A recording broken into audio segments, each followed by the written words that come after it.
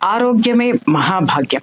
ఇది పెద్దవాళ్ళు ఎందుకన్నారు అనేటటువంటిది మనం ఆలోచిస్తే, ఈ రోజు ఉన్నటువంటి పరిస్థితుల్ని నిజంగా ఒకసారి గమనిస్తే, ఏ ఒక్క మనిషి అయినా సరే, నేను ఆరోగ్యంగా ఉన్నాను, బాగున్నారా అని ఒక మనిషి పరిచయం అవ్వగానే అడగగానే, బాగున్నాము అని నానుడిగా మాట్లాడతాము గాని, నిజంగా బాగున్నామా? అలాగే ఈ రోజు ఎక్కువ బాధపడుతున్నది ఎవరు అనంటే పిల్లలు. పెద్దవాళ్ళ అనారోగ్యం ఎలా ఉంది అనేటటువంటిది వాళ్ళకి తెలుస్తది. కానీ పిల్లలకి తమ శరీరంలో ఎలాంటి మార్పులొస్తున్నాయి, తమలో ఎలాంటి అలజడి ఉంది, అలాగే తమ శరీరానికి కావాల్సినటువంటి బలం ఎక్కడి నుంచి తీసుకోవాలి అనేటటువంటి నాలెడ్జ్ లేదు. ఈ నాలెడ్జ్‌ని పేరెంట్స్ ఇవ్వాల్సినటువంటి అవసరం వస్తది. కానీ ఇవాళున్నటువంటి బిజీ స్కెడ్యూల్‌లో పేరెంట్స్ కూడా పిల్లల యొక్క ఆరోగ్యం గురించి ఆలోచించేటటువంటి సమయం ఉందా? ఈ విషయాలన్నీ మనతో మాట్లాడడానికి డాక్టర్ చింతా రవి గారు, సెల్వెల్ ఫౌండర్ మనతోటి ఉన్నారు. డాక్టర్ గారు చాలా చాలా చాలా వెల్ మెచ్యూర్డ్ అనాలి. మెచ్యూర్డ్ అని ఎందుకంటున్నాను అనంటే, ఏ పేషెంట్‌నైనా వెళ్తే ఫస్ట్ కౌన్సెలింగ్ ఇస్తారు. కౌన్సెలింగ్ ఇచ్చిన తర్వాత ట్రీట్మెంట్ మొదలుపెడతారు. సో, ఇలాంటి డాక్టర్స్ ఎంతమంది ఉన్నారు. కాబట్టి వాళ్ళందరినీ దృష్టిలో పెట్టుకొని డాక్టర్ గారికి ద్వారా మీకు మీ పిల్లల యొక్క ఆరోగ్యం పట్ల ఒక అవగాహన కలిగించడానికి నేను మీ ముందుకొచ్చాను. మై డియర్ ఫ్రెండ్స్, నేను మీ ప్రియా చౌదరి. డాక్టర్ గారు నమస్తే. నమస్తే. Welcome to Tejaswi Media. మీ సెల్స్ బాగున్నాయా? మీరు బాగు చేస్తున్నారు కాబట్టి ఇప్పటి వరకు 50% బాగుపడ్డాను within days. I'm very much thankful to you that. ఎందుకంటే డాక్టర్ గారి దగ్గరికి నేను కూడా కొన్ని ఆరోగ్య సమస్యలతో వెళ్ళడం జరిగింది. నిజం చెప్తున్నాను, ప్రామిస్లీ. ఎందుకంటే నాకు అబద్ధం చెప్పడం రాదు, యథార్థవాది లోక విరోధి. కానీ ఇక్కడ మాత్రం ఈ యథార్థం మాత్రం అందరికీ బాగా పనిచేస్తుంది. కొన్ని ఇష్యూస్ తోటి, హెల్త్ ఇష్యూస్ తోటి డాక్టర్ గారి దగ్గరికి వెళ్ళడం, ఆయన సప్లిమెంట్స్ ఇవ్వడం, నేను నిజం చెప్తున్నాను, నేను పొందినటువంటి ఆ ప్రతిఫలం మీ అందరికీ తెలియాలని డాక్టర్ గారిని ఇక్కడ తీసుకొచ్చి కూర్చోబెట్టాను. ఆయనకి అసలు టైం లేదు. డాక్టర్ గారు, ముఖ్యంగా పిల్లలండి, ఈరోజు 0 ఏజ్ ఉన్నటువంటి పిల్లల దగ్గర నుంచి కూడా టీనేజ్ ఉన్నటువంటి పిల్లల వరకు కూడా 2 కారణాలు ముఖ్యంగా కనిపిస్తున్నాయి సార్. ఒకటి, ప్రతి ఒక్క పిల్లల్లోనూ విపరీతమైనటువంటి హైపర్ యాక్టివ్నెస్ చూస్తున్నాం. రెండవది ఏంటి అనంటే, వాళ్ళు ఏ చిన్న పని చేసినా కూడా అలసిపోతున్నారు. ఆ ఏజ్ లో ఉండవలసినటువంటి ఆరోగ్యం కానివ్వండి, అలాగే ఆ వయసులో ఉండాల్సినటువంటి ఉత్సాహంగానే పిల్లల్లో ఉండట్లేదు. ఎవరిని అడిగినా కూడా, ఏ పేరెంట్ మీరు తీసుకోండి, ఇవాళ పిల్లలు పొద్దున్నే లేవడం మానేశారు, లేవలేకపోతున్నారు అని చెప్పొచ్చు నేను. అలాగే పేరెంట్స్కి సహకరించడం మానేశారు. కేవలం చదువుకోవడం అనేది ఒక పెద్ద బర్డెన్ అనేటట్టు ఫీల్ అవుతున్నారు. వీటన్నిటికీ కారణము తరచి చూస్తే వాళ్ళు తినేటటువంటి జంక్ ఫుడ్ అనేటటువంటిది వాళ్ళ మీద చాలా ప్రభావం చూపిస్తుంది. నేనేమంటాను అనంటే, ఇవాళ చాలా మంది నాతో మాట్లాడతారు, ఎవరి గురించైనా పిల్లల గురించి మాట్లాడుకునేటప్పుడు, పిల్లలు చాలా హైపర్ అయిపోయారండి, పిల్లలందరూ హైపర్ అయిపోయారండి అని అన్నప్పుడు నేను తిరిగి వాళ్ళని ఒక ప్రశ్న వేశాను. హైపర్ ఏ విషయంలో అవుతున్నారు? జెనెటిక్ గా హైపర్ అవుతున్నారా? ఫుడ్ వల్ల హైపర్ అవుతున్నారా? చుట్టూ ఉన్న వాతావరణం వల్ల హైపర్ అవుతున్నారా? మీ అబ్జర్వేషన్ లో ఈ సిచ్యుయేషన్ ని ఒక్కసారి ఎక్స్ప్లెయిన్ చేస్తారా? అసలు పిల్లలు ఇంత హైపర్ యాక్టివ్ అని పిలువబడటానికి అది hyper action, anxiety disorder? Hyper active అని మీరు అన్నదానికి మళ్ళీ అదే, చాలా తొందరగా నీరసపడిపోతున్నారు అనేది కూడా అన్నారు మీరు. అవును, అసలు పని చేయడం లేదండి. సెడెంటరీ లైఫ్ స్టైల్లో ఉన్నప్పుడు, యాక్టివిటీ లేనప్పుడు, పొద్దునే లేగట్లేదు అంటే అర్థం ఏంటి? రాత్రి 2 దాకా 3 దాకా రీల్స్ చూసుకోవటము, సెల్ ఫోన్ చూసుకోవటము, లేకపోతే మిడ్ నైట్ బిర్యానీలు వెళ్ళిపోవటము, ఈ పనిలో ఉన్నప్పుడు తెల్లవారుజామున ఎట్లా లెగుస్తారు? లేచి ఎక్సర్సైజ్ చేయాలనేది ఒకప్పుడు మనందరం చిన్నపిల్లలుగా ఉన్నప్పుడు మనం బయటికి వెళ్ళి ఆడుకునే వాళ్ళం, రకరకాల గేమ్స్ ఆడేవాళ్ళం. ఇవాళ సెల్ ఫోన్ గేమ్స్ తప్పితే ఫిజికల్ గేమ్స్ యాక్టివిటీ ఎక్కడ ఉంటుంది? మన దేశం ప్రపంచ కప్ గెలిచింది క్రికెట్ లో 2 సార్లు గెలిచింది అంటే, ఇట్లాంటి విధానం ఉంటే నాకు తెలిసి నెక్స్ట్ ఇంకొక 5-6 ఏళ్ళు అయిన తర్వాత క్రికెట్ ఆడేవాడు కూడా దొరకడేమో. ఆ సెడెంటరీ లైఫ్ స్టైల్ వీడాలి. జంక్ ఫుడ్ తినటం అంటే ప్రభుత్వాలు కూడా ఆలోచించాలండి.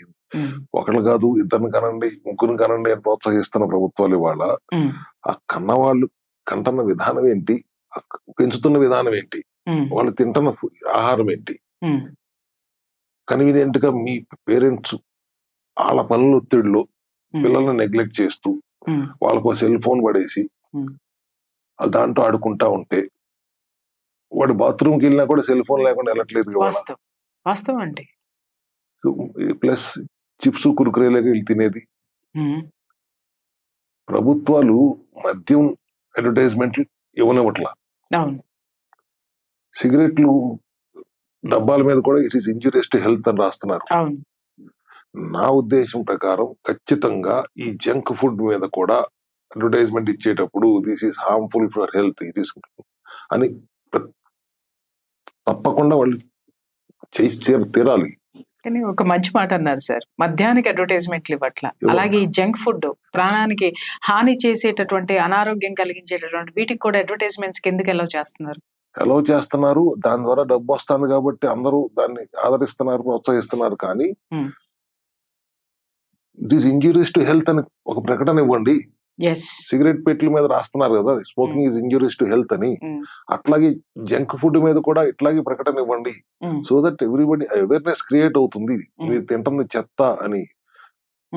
ప్రిజర్వ్ ఫుడ్, ప్యాకేజ్డ్ ఫుడ్, కాక నూనెలో వాడిన నూనె మళ్ళీ వాడుతూ దాంట్లో ఈత కొట్టే పునుగులు, బజ్జీలు రోడ్లెమ్మడి పడి తినటం, ఇవన్నీ తినటం వలన ఆరోగ్యం ఎంతవరకు డ్యామేజ్ అవుతుంది. రాత్రిపూట నిద్ర లేకపోవటం, మెలటోనిన్ అనే హార్మోన్ నిద్ర ఉపక్రమిస్తుంది, నిద్రపోయేలా చేస్తుంది. సూర్యాస్తమయానికి తినేసేయండి అని పెద్దలు చెప్పారు. అలా ఎవరు చేస్తున్నారు?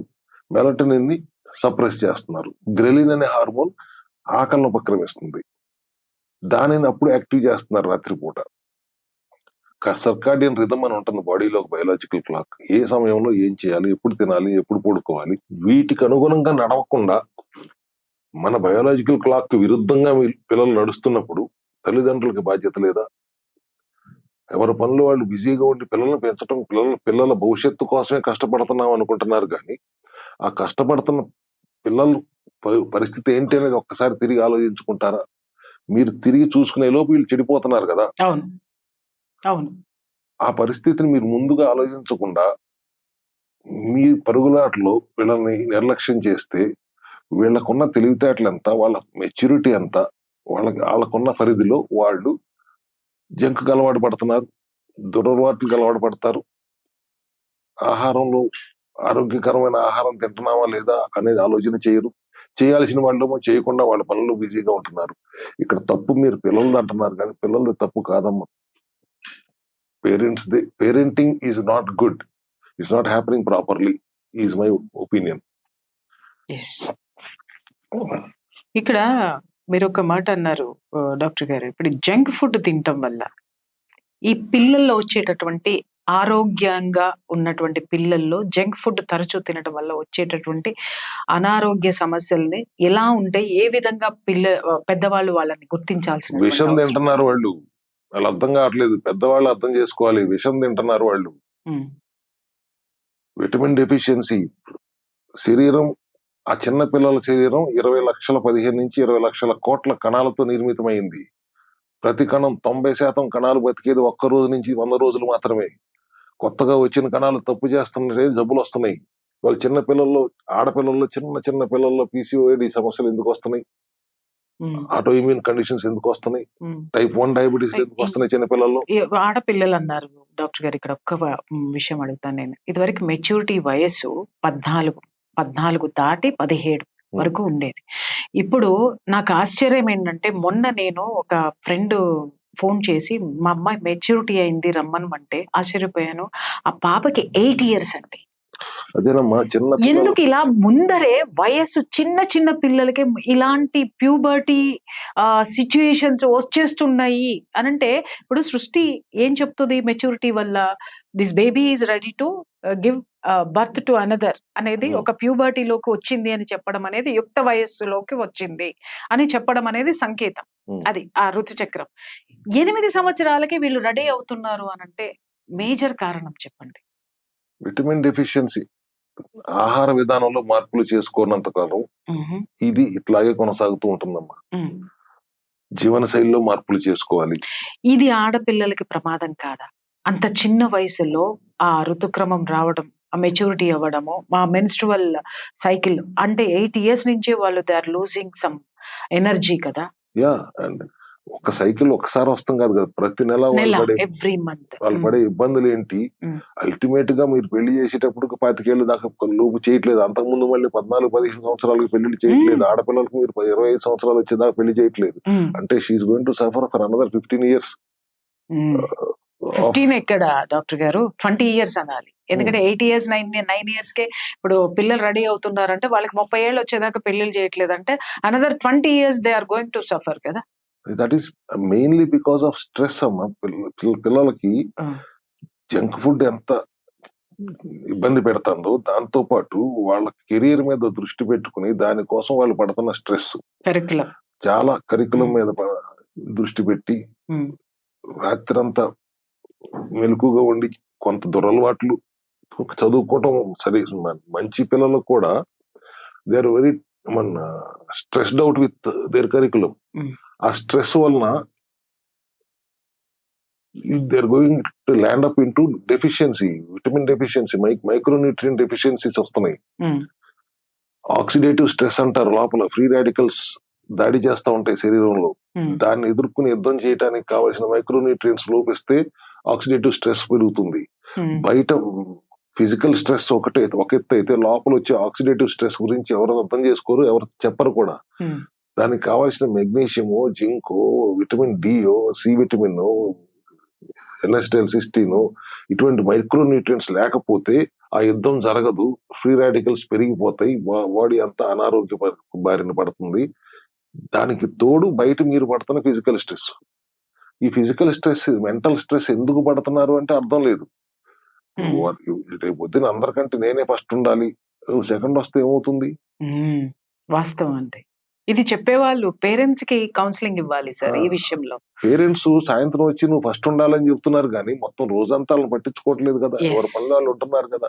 వాడు ఫస్ట్ రాకపోతే వాడి మీద ఒక్క రోజు మాత్రం వాడి మీద దాడి చేస్తున్నారు కదా. అందరూ నెంబర్ 1 ఉండరు కదా.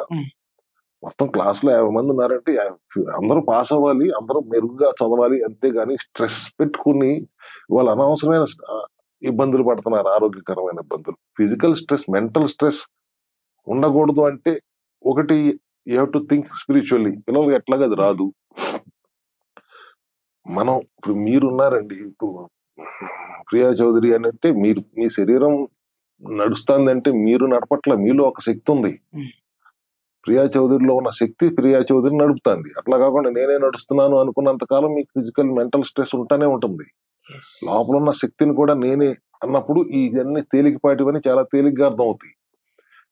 అంత అర్థం చేసుకోలేరు కాబట్టి కొద్ది ఫిజికల్ యాక్టివిటీ చేయండి, ప్రాణాయామం చేయండి, మెడిటేషన్ చేయండి, శూన్యాన్ని చూస్తూ ఏమి ఆలోచించకుండా మెడిటేషన్ చేయండి. ఇలాంటివి చెప్తే కనీసం 1 గంట 2 గంటలైనా స్ట్రెస్ లేకుండా హాయిగా ఉంటారు, ఆరోగ్యంగా ఉంటారు అనేది జనరల్ గా అందరూ చెప్తున్న విధానం. ముందు అసలు అర్ధరాత్రి 3 PM బిర్యానీ, 4 PM బిర్యానీలు ఏంటండి, రెస్టారెంట్లు ఏంటండి?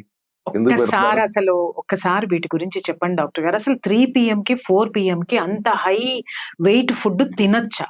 అంతా కార్బోహైడ్రేట్సే కదా మీరు తినేది, మొత్తం గ్లూకోజే కదా. You land up at diabetes only. చిన్న పిల్లల్లో డయాబెటీస్ అవుతున్నారు. ఎగ్జాక్ట్లీ నేను ఎందుకు అడుగుతున్నాను అంటే ఒబేస్ అవుతున్నారు, అధిక బరువు పెరిగిపోతున్నారు. ఎందుకంటే తినకూడని టైంలో తినకూడని తింటూ, సర్కాడియన్ రిథమ్ ఎగనెస్ట్ గా మీరు పనిచేస్తూ, మీరు తింటున్న ప్రతి ఆహారం గ్లూకోజ్ గా మారుతుంది. స్మాల్ ఇంటెస్టైన్ గ్లూకోజ్ గా మారుస్తుంది, రక్తంలోకి పంపిస్తుంది. రక్తంలో ఉన్న గ్లూకోజ్ ని కణాలన్నీ వాడతాయి. కణాలన్నీ వాడాలంటే వాటి అంతటా వాడవు కాబట్టి ప్యాంక్రియాస్ లో బీటా సెల్స్ ఇన్సులిన్ తయారు చేసి, ఇన్సులిన్ వెళ్లి దాన్ని కణాల్లో నింపుతుంది. కణాలన్నీ నిండిపోయిన తర్వాత కూడా గ్లూకోజ్ మిగిలిపోతుంది మీరు తిన్న తిండి వలన, మీ తింటున్న చెత్త వలన. ఆ గ్లూకోజ్ ని మళ్ళీ లివర్ ఫ్యాట్ గా మారుస్తుంది. ఎడిపోస్ టిష్యూస్ ఫ్యాట్ సెల్స్ లో ట్రైగ్లిజరైడ్స్ కింద మారుస్తుంది. ఎడిపోస్ టిష్యూస్ అన్ని, ఫ్యాట్ సెల్స్ అన్ని కూడా నిండిపోయిన తర్వాత కూడా గ్లూకోజ్ మిగిలిపోతుంది రక్తంలో. దాన్నే కదా డయాబెటీస్ అంటున్నాం. ఆ స్థితి దాకా తెచ్చుకుంటున్నారు చిన్న వయసులో చిన్న పిల్లలు. ఎందుకు అక్కడ దాకా తెచ్చుకుంటున్నారు? కనీసం దీని మీద ఒక అవేర్నెస్ పేరెంట్స్ ఇవ్వట్లేదు, ప్రభుత్వాలు ఇవ్వట్లేదు. అసలు ఆ 3 PM బిర్యానీ, 4 PM బిర్యానీ మీరు హైదరాబాద్ లో చూడండి, 3ంటికి 4ంటికి రోడ్ల మీదకి వెళ్ళండి, ఫుల్ గా ఎంత క్రౌడెడ్ గా ఉంటుంది. ఆ పరిస్థితి ఎందుకు తెస్తున్నారు, ఆ పరిస్థితిని ఎందుకు ఎలవ్ చేస్తున్నారు ప్రభుత్వాల ముందు, దీని మీద గట్టిగా మన వాదన వినిపించాల్సిందేనమ్మా. పిల్లలే కాదు, పెద్దవాళ్ళు కూడా తిరిగేస్తున్నారు. ఇప్పుడు ఐటీ ప్రొఫెషనల్స్ ఫ్రైడే ఈవినింగ్ ఎప్పుడు వస్తుందా అని ఎదురు చూస్తున్నారు. ఫ్రైడే వచ్చిందంటే చాలు, ఫ్రైడే ఈవినింగ్ నుంచి వాళ్ళ ఇష్టారాజ్యంలాగా రాత్రిపూట పబ్బులు 3 దాకా 4 దాకా తినటం, వచ్చి పడుకుని పొద్దున్న 8 లెగుస్తాం, సెడెంటరీ లైఫ్ స్టైల్. మళ్ళీ అప్పుడే లేచాం కదా బ్రేక్ఫాస్ట్ తినాలని తినటం. మళ్ళీ సాటర్డే అంటే ఒక రకమైన హైప్ క్రియేట్ అయిపోతుంది. ఫ్రైడే సాటర్డే సండే మీకు అసలు హైదరాబాద్ ఖాళీ ఉండట్లేదు రాత్రుల పూట. ఇటువంటి పరిస్థితి ఎందుకు తెస్తున్నారు, దీన్ని ఎందుకు ఆహ్వానిస్తున్నారు, దీన్ని ఎందుకు ఎంకరేజ్ చేస్తున్నారు అని నాకు ఇప్పటికీ అర్థం కాని ప్రశ్న. వాస్తవం డాక్టర్ గారు. ఎందుకంటే చాలా వరకు కూడా ఇలాంటి లైఫ్ స్టైల్ వల్ల మనుషుల్లో వచ్చేటటువంటి యాంగ్జైటీ డిజార్డర్స్ అనుకోండి, డిప్రెషన్స్ అనుకోండి, ఆ స్ట్రెస్ వల్ల వచ్చేటటువంటి వాటితోటి కుటుంబాలు కూడా విచ్ఛిన్నమవుతుంది. వాళ్ళకి అర్థం కానటువంటి విషయం ఏంటంటే వాళ్ళు శక్తికి మించినటువంటి పరుగు పెడుతున్నారు. అలాగే మీరన్నట్టుగా ఆ ఆహారపు అలవాట్లు, సరైనటువంటి నిద్ర, సరైనటువంటి ఆహారపు అలవాట్లు లేకపోవడం వల్ల కూడా వాళ్ళ శరీరంలో ఏ మార్పులైతే వస్తున్నాయో ఇవి సరి చేసుకోవడం మానేసి ఇవి ఇప్పుడు వాటి వల్ల వచ్చేటటువంటి డిప్రెషన్ కానీ, యాంగ్జైటీ వల్ల కానీ, భార్యాభర్తలు ఇద్దరు గొడవ పడటం. ఎందుకంటే పిల్లల్ని చూసుకునే ఓపిక ఇద్దరికి ఉండట్లేదు. నువ్వు చూసుకో అంటే నువ్వు చూసుకో అని. ఇంకా చివరికి అది చిలికి గాలివానై చివరికి వచ్చేసరికి డివోర్స్ దగ్గరికి. డివోర్స్ వెళ్లే ముందు ఒకసారి సలహా తీసుకుందామని మాలాంటి వాళ్ళ దగ్గరికి వస్తా ఉంటారు. వచ్చినప్పుడు మేము చెప్తున్నాం డాక్టర్ గారు, అమ్మ మీరు వయసుకు మించి పరిగెడుతున్నారు, స్ట్రెస్ ఉన్నారు, దయచేసి దీన్ని కొంత మీరు మార్చుకోండి, లైఫ్ స్టైల్ మార్చుకోండి, మీరు సెట్ అవుతారు అని చెప్పాల్సినంత చెబుతున్నాము. కానీ ఇక్కడ నేను మిమ్మల్ని అడిగేది ఏంటంటే, మా వరకు మేము కౌన్సిలింగ్ మాత్రమే ఇస్తాం, బట్ మీరు ట్రీట్మెంట్ ఇవ్వగలరు. ఇప్పుడు నేనేం అడుగుతున్నానంటే డాక్టర్ గారు, ఇప్పుడు ఈ పిల్లలు అసలు ఏ టైంలో వాళ్ళు పడుకోవాలి, రెగ్యులర్ గా వాళ్ళు ఎలాంటి ఫుడ్ తినాలి, వాళ్ళు చదువుకునే టైం ఎంత ఇవ్వాలి, వాళ్ళ మీద ఏ విధమైన ఎంత వరకు మాత్రమే వాళ్ళ మీద చదువుకోమనేటటువంటి ఒత్తిడి కానీ, ఎంత టైం మాత్రమే వాళ్ళ మీద మనం రైట్ చేయగలము, అంటే మన యొక్క దీన్ని మనం పెట్టగలము, ఒక్కసారి ఆ సిస్టమాటిక్ లైఫ్ చెప్పగలుగుతారు? సర్కాడియన్ రిథమ్ అంటున్నారు కదా మీకు, బయోలాజికల్ క్లాక్ ప్రకారం ఉండాలి, సూర్యాస్తమయ లోపు తినేయాలి, తిన్న గంట లోపే పడుకోవాలి. అదంతా చేయలేదు పరిస్థితుల్లో ఇవాళ ఉన్నారు. ఎందుకంటే 7 లోపే తినేసి పడుకోమంటే అందరూ వాళ్ళ పరిస్థితి లేదు. సో మీరు 8 తిన్నా, 8:30 తిన్నా ప్రతిరోజు మళ్ళీ అదే 8 గంటలకే తినండి, ఆ 8:30కే తినండి, కానీ మీ ఇష్టం వచ్చినట్టుగా మార్చేసుకోబాకండి అలవాట్లని అనేది మొదట చెప్పాల్సింది. అయితే అన్నిటికంటే ముఖ్యమైనది ఇవాళ డిజిటల్ డీటాక్స్ డైట్ చేయండి. అది అర్థమయ్యేటట్టు చెప్పండి డాక్టర్ గారు. తెల్లారు లేస్తే సెల్ ఫోన్ లోనే రీల్స్ ఇట్ట నొక్కితే ఇట్ట నోట్లోకి వచ్చేస్తుంది, లేదంటే సెల్ ఫోన్ విజ్ఞానం కోసం వాడండి, లేకపోతే కమ్యూనికేషన్ కోసం వాడండి, ఆడుకోవటం కోసం వాడబాకండి సెల్ ఫోన్ ని. దాన్నే నేను డిజిటల్ డీటాక్స్ డైట్ అంటున్నాను. వారానికి ఒక్క రోజన్నా నో సెల్ ఫోన్ డే ప్రకటించండి. సూపర్. ఖచ్చితంగా దాని వలన వస్తున్న దుష్పరిణామాలని అర్థం చేసుకోగలుగుతారు. అప్పుడే ప్రభుత్వం ప్రకటించక్కర్లా, మనలో ఉన్న వివేకం, సెల్ఫ్ డిసిప్లిన్ ఉండాలి. You're abusing your body with all your bad habits. తెలియక చేస్తున్నారు. తర్వాత మళ్ళీ మా దగ్గరికి వచ్చిన తర్వాత మేము 100 రోజులు 120 రోజులు టైం తీసుకుని మిమ్మల్ని సరి చేసి పంపితే, సరైన వెళ్ళిన తర్వాత మళ్ళీ విచక్షణ లేకుండా విచ్చలవిడిగా ఉంటున్నారు. అటువంటి విధానం వద్దండి. ప్రివెంటివ్ హెల్త్ కేర్ దిశగా ప్రతి ఒక్కళ్ళు నడవాలి. ప్రివెంటివ్ హెల్త్ కేర్ దిశగా నేను సెల్ హెల్త్ క్లినిక్ లో మా డాక్టర్ బృందం అందరు చెప్తుంది 42 రోజులు సంవత్సరానికి మీ ఆరోగ్యం కోసం వెచ్చించండి. మిగతా 320 రోజులు విచక్షణతో మీకు నచ్చినట్టు ఉండండి సర్కాడియన్ రిథమ్ ప్రకారం.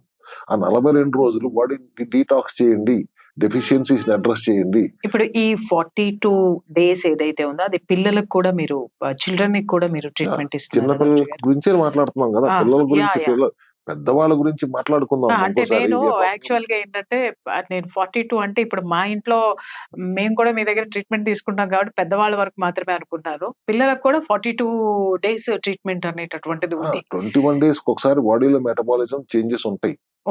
సో ఏది చేసినా 2 మెటబాలిక్ చేంజెస్ వచ్చే వరకు చేస్తే రిజల్ట్ కనబడుతుంది కాబట్టి 2 మెటబాలిక్ అంటే 42 days, 21 + 21. ఆ థెరపీ చెప్తారా? 41 days ఏముంటుంది? కణం తప్పు చేస్తాం వల్ల జబ్బులు వస్తాయి. 1000 రకాల జబ్బులు అందరూ చెప్తున్నట్టుగా 1000 రకాల జబ్బులు లేవు. ఉన్నది ఒకటే జబ్బు, కణం తప్పు చేయటం. ఓ ఎక్కడ కణం తప్పు చేస్తుంటే శరీరం ఎంత కణాలే కదా. ఉమ్.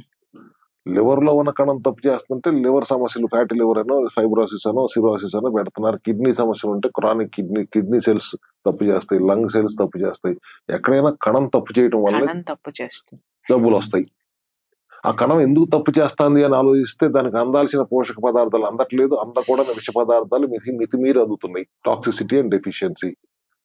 అసలు అందాల్సినవి అందట్లేదు, మిగిలినవి అవసరానికి మించి అందుతున్నాయి. అందకూడని Harmful. విష పదార్థాలు మితిమీరి Harmful. అందుతున్నాయి. ఆ, ఆ. సో దాన్ని రిపేర్ చేయాలంటే డెఫిషియన్సీని అడ్రస్ బ్యాలెన్స్ చేయాలి, బాడీని డీటాక్స్ చేయాలి. That's what we do at cell health clinic. 42 days మేము చెప్పేది ఏంటి? బాడీని డీటాక్స్ చేయండి.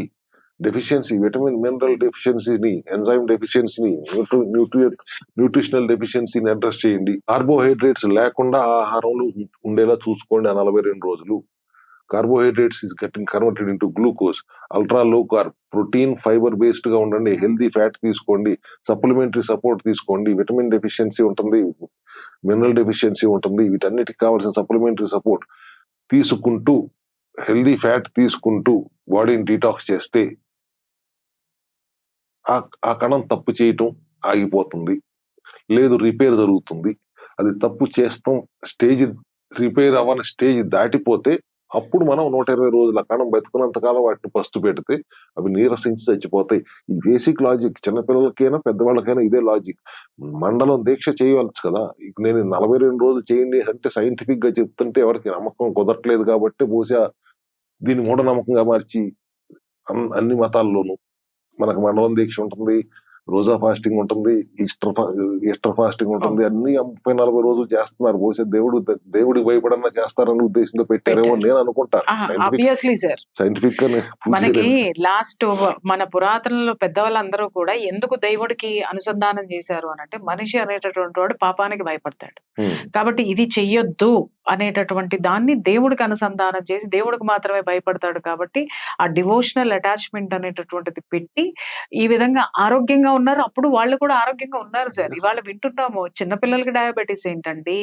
అలాగే డయాబెటీస్ అనేటటువంటిది నాకు తెలిసి నేను పుట్టిన ఒక 20 ఏళ్ల వరకు చాలా హ్యాపీగా ఉన్నాను. డయాబెటీస్ అనేది ఎక్కడో ఒకటి 1000లో కూడా లేదు సార్. 10,000లో ఒక 1% అట్లా ఉండేదేమో. బట్ ఈ రోజు 1% మాత్రమే ఆరోగ్యంగా ఉన్నారో లేదో డౌట్ వస్తుంది. ఒకటి ఒకప్పుడు అది పెద్దవాళ్ళకి వచ్చే జబ్బు అని అనుకునేవాళ్ళు, డబ్బున్నాళ్ళకి వచ్చే జబ్బు సార్. కానీ అందరి దగ్గర డబ్బు ఉందంటారా? అందరి దగ్గర డబ్బు ఉంది, అందరి దగ్గర జబ్బు ఉంది. ఆయన ఎవరు పెద్ద ఆయన అంటాడు డబ్బులు ఎవరికి ఊరికే రావు అని. జబ్బులు కూడా ఎవరికి ఊరికే రావు. సో నా ఉద్దేశం ఏంటంటే ఎవరిని కించపరచాలని, విమర్శించాలని ఉద్దేశం కాదు. ఒక అవేర్నెస్ క్రియేట్ చేయాలంటే పీపుల్ షుడ్ అండర్స్టాండ్. అండ్ ప్రభుత్వాలు కూడా దీన్ని ఉద్దేశించాలి, దీని మీద దృష్టి పెట్టాలి. ఊరికే ఇప్పుడు 5 రూపాయలకి అన్నం పెట్టేస్తున్నాం అంటే మీరు 5 రూపాయలకి ఏమన్నం పెడుతున్నారు? పప్పు అన్నం పెడుతున్నారు. అంతా రిఫైన్డ్ ఆయిల్ తో వండిన కూరలు పెడుతున్నారు. అసలు రిఫైన్డ్ ఆయిల్ ఎంత ప్రమాదకరం అని ఒకసారి ఆలోచించి ఆ అవేర్నెస్ క్రియేట్ చేస్తే ఎంత బాగుంటుంది. చెక్కగానం నుంచి పట్టిన నూనెకిను రిఫైన్డ్ ఆయిల్కి మధ్యలో తేడా ఎంత ఉంది, ఇది గమనించుకుంటే చాలా వరకు అనారోగ్య సమస్యలు నుంచి మనం తప్పుకోగలం. ఒక్క రిఫైన్డ్ ఆయిల్ ఒకటి ఇంట్లో నుంచి తీసేయండి, ఆ ఫ్రీడమ్ వదిలేయండి, ఆ ఫ్రీడమ్ ఉంచుకొని మీ దగ్గరే. ఎప్పుడు నేను చెప్తూనే ఉంటాను, ఎన్నోసార్లు చెప్పాను. ఫర్ ఎగ్జాంపుల్ ఆ సందర్భం వచ్చింది కాబట్టి చెప్తున్నాను. 1 కిలో వేరుశనగ గింజల రేట్ ఎంతమ్మా? 150, 160 ఉంటుంది. 3 కిలోలు పడితే కానీ 1 లీటర్ నూనె రాదు. అంటే దాదాపుగా 400, 450 రూపాయలు పెడితే మీకు ఒక నూనె వస్తుంది. దాని వల్ల ప్రాసెసింగ్ 30-40 రూపాయలు ఖర్చు అవుతుంది. బాటిల్, లేబుల్ వెళ్తే 500, 550 అవుతుంది. కానీ మీకు లీటర్ రిఫైన్డ్ ఆయిల్ వేరుశనగ నూనె మీకు 150కి 160కి దొరుకుతుందిగా. దీని మీద ఎందుకు ఎవరు ప్రశ్నించలేదు డాక్టర్ గారు? ఇప్పుడు దీని మీద ప్రశ్నలు వస్తున్నాయి మీరు అన్నట్టుగా, కానీ ప్రభుత్వం ఎప్పుడు కూడా స్పందించలేదు వీటి మీద. ఆరోగ్య శాఖ అనేటటువంటిది ఒకటి ఉంది మనకి. కనీసం ఈ డిపార్ట్మెంట్స్ కూడా ఏమీ పట్టించుకోకుండా ఈ శాఖలు ఎందుకున్నాయి? నేను కూడా అదే ప్రశ్నిస్తున్నాను మా ప్రభుత్వాలని. 150, 160 రూపాయలకి నువ్వు వేరుశనగ నూనె అమ్ముతుంటే మీరు ఏం చేస్తున్నారు? ఆ 150 రూపాయలు, 160 రూపాయల్లోనే మ్యానుఫ్యాక్చరర్కి లాభం రావాలి, రీటైలర్కి లాభం రావాలి, హోల్సేలర్కి లాభం రావాలి. మళ్ళీ మీరు అడ్వర్టైజ్మెంట్కి సెలబ్రిటీకి డబ్బులు ఇస్తారు. అవన్నీ పోగా నీకు ఎంత పడుతుంది? 30 రూపాయలు పడుతుంది. 500 అక్కడ, 30 రూపాయలు ఎక్కడ? దాంట్లో మీకు వేరుశనగ నూనె ఏముంది? ఆ, అసలు 5% ఈ కూడా ఆయిల్ రావట్లేదు. ఎక్కడి నుంచి అంత వస్తుంది డాక్టర్ కెమికల్సే గారు? కదా అని నా ఉద్దేశం. కెమికల్స్ తోటి ఆయిల్ తయారు అంతే. చేస్తున్నారు. ఆ కెమికల్ ని మనం పొట్టలో వేస్తున్నాం. సో తద్వారా మీరు అన్నట్టు పాంక్రియాసిస్ ఎఫెక్ట్, లివర్ ఎఫెక్ట్ క్యాన్సర్ దాకా వస్తాయమ్మా. వస్తున్నాయి కదా డాక్టర్ గారు ఇవాళ. సో సబ్జెక్ట్ కరెక్షన్ నేను చెప్పిన దాంట్లో ఏమైనా తప్పు ఉంటే నేను కరెక్ట్ చేసుకోవడానికి సిద్ధమే. But is it not correct? వాస్తవం. వేరుశనగ నూనెలో వేరుశనగ లేదు, వేరుశనగ పప్పు లేదు, నువ్వుల అంటే నూనెలో నువ్వులు లేవు. ఇట్లాంటి పరిస్థితుల్లో ఉండకుండా అవేర్నెస్ క్రియేట్ చేయాల్సిన పెద్దలు కూడా ఆలోచించాలి ఒకసారి అనేది నా ఉద్దేశం. ఒక ఒక ఒక ప్రశ్న తలెత్తుతుంది డాక్టర్ గారు. మీరు అన్నారు కేజీ నూనె 450 రూపాయలు, 550 రూపాయలు పడుతుంది. సగటు మనిషి కొనుక్కోగలడా? అందుకోసం వాళ్ళ కోసం అని చెప్పేసి అని ఈ విధంగా మేము ఆరోగ్యకరమైన నూనె ఇస్తున్నాం అనేటటువంటి వాదనలు ఉండవంటారా? మీరు అడిగేది ఎట్లా ఉందంటే 400 రూపాయలు పెట్టి నూనె కొనుక్కోలేని వాడు సాయంత్రానికి క్వార్టర్ ఎట్ట దొరుకుతుందమ్మా?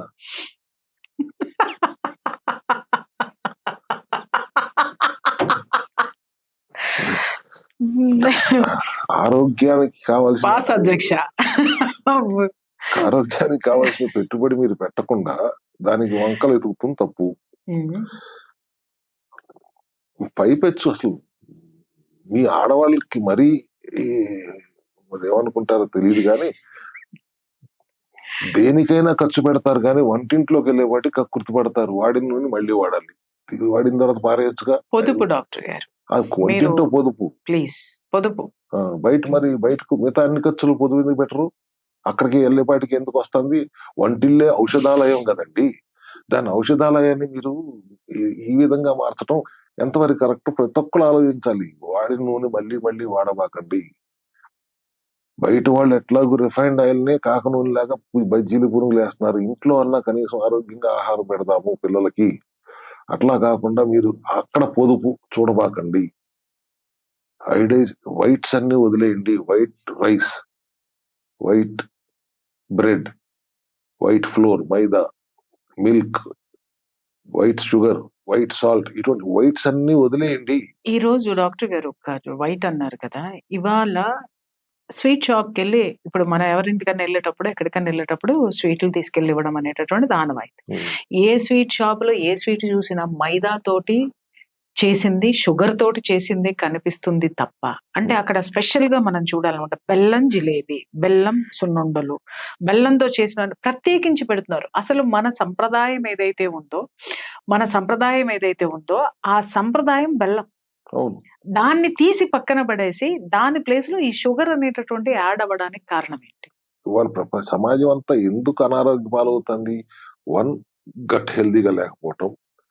2, గ్లూకోజ్ ఉన్న ఆహారం మితిమీరి తినటం. ఈ 2 మేజర్ ప్రాబ్లమ్స్ అవుతుంది. ఇవాళ పాత రోజుల్లో ఇవాళ ట్రెడిషనల్ గా, ఇవాళ కొత్తగా మనం బెల్లంతో చేసిన ఇప్పుడు చూస్తున్నాం. బికాస్ ప్రివెంటివ్ హెల్త్ కేర్ దిశగా సమాజం ఆలోచించడం మొదలు పెట్టిందని నేను అనుకుంటున్నాను. లేకపోతే ఇటువంటి జంక్ అవైలబిలిటీని, అంటే పిల్లల వరకు నేను చెప్పట్లేదు కానీ పెద్దవాళ్ళు కొత్తగా అవేర్నెస్ వచ్చిందని అనుకుంటున్నాను. రావాలి కూడా. కానీ ప్రభుత్వాలు ఆలోచించాలని మళ్ళీ చెప్తున్నాను. ఇప్పుడు బిర్యానీ తింటమే తప్పు. Over eating of biryani is again lots of junk only. దాని పక్కన బిర్యానీ ఒక చేత్తో తినకూడదు, 2 చేతులతో తినాలి అని అడ్వర్టైజ్మెంట్ వస్తాడు. ఒక చేత్తో బిర్యానీ పట్టుకుంటాడు, ఇంకో చేత్తో డ్రింక్ పట్టుకుంటాడు. దానికి పెద్ద పెద్ద సెలబ్రిటీస్ వాడతారు. ఇదే చెత్త మళ్ళీ దానికి తోడు ఇంకో కూల్ డ్రింక్. ఈ విధానాన్ని మార్చాలంటే ప్రభుత్వాలు ముందుకు రావాలి. They have to take this initiative. అది ఆ అడ్వర్టైజ్మెంట్ చూసి ప్రతి ఒక్క టీవీ పెట్టంగానే అవే వస్తున్నాయి కదా. ఆ విధానాన్ని మార్చడానికి మన వంతు ప్రయత్నం మనం చేద్దాం. ఈ రోజు నుంచి ఖచ్చితంగా ఎవరు కూల్ డ్రింక్లు తాగబాకండి. బిర్యానీలు ఇంట్లో చేసుకున్న బిర్యానీ తినండి, తినాల్సిన టైంలో తినండి. అట్లా కాకుండా విచ్చలవిడిగా తినబాకండి. అర్ధరాత్రి అపరాత్రుల దాకా ఉండబాకండి.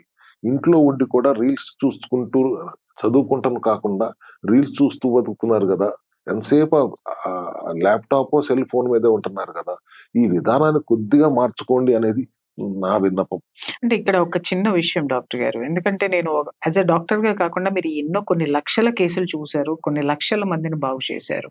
సో, ఆ విధంగా కూడా మీ వాయిస్ బయటికి రావాల్సినటువంటి అవసరం ఉంది. ఇప్పుడు పిల్లలు అర్ధరాత్రిల వరకు కూడా ఇప్పుడు వాళ్ళు ఒక సెపరేట్ బెడ్‌రూమ్ కావాలని కోరుకుంటున్నారు.